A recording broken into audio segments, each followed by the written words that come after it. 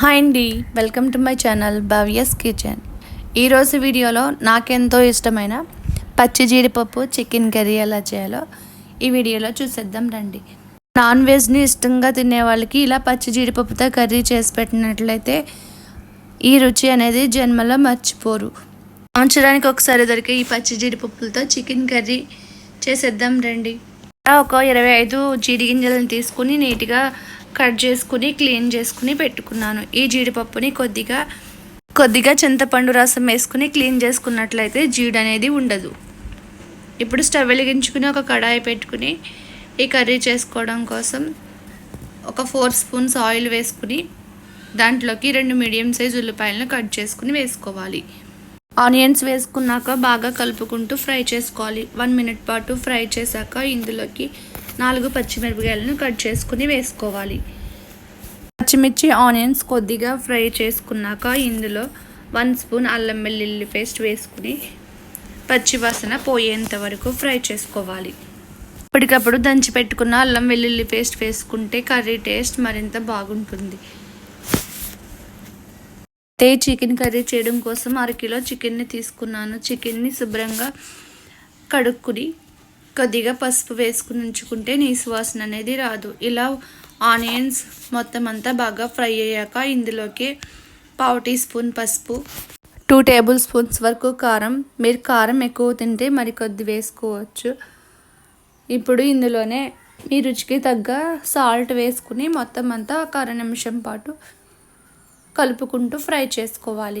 మనం వేసుకున్న ఆనియన్స్, పచ్చిమిర్చి, మసాలా, కారం, ఉప్పు అంతా బాగా కలిసేటట్టు కలుపుకుని ఫ్రై అయ్యాక ఇందులో ముందుగా క్లీన్ చేసి పెట్టి ఉంచుకున్న 1/2 కిలో చికెన్ని వేసుకోవాలి.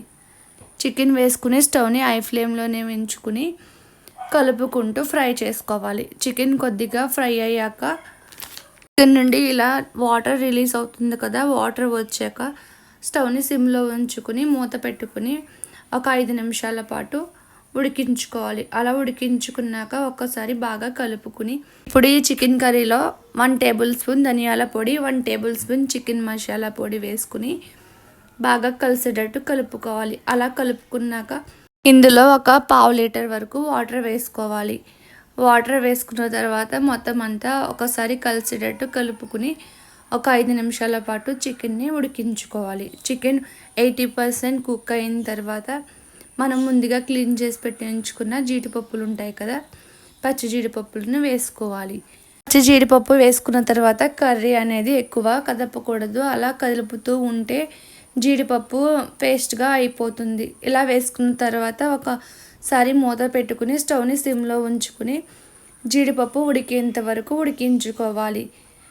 జీడిపప్పులు చాలా త్వరగానే ఉడికిపోతాయి, ఎక్కువ టైం తీసుకోదు. 5 మినిట్స్ తర్వాత మూత తీసి చూసుకుంటే చికెన్ కర్రీ అనేది రెడీ అయిపోయింది.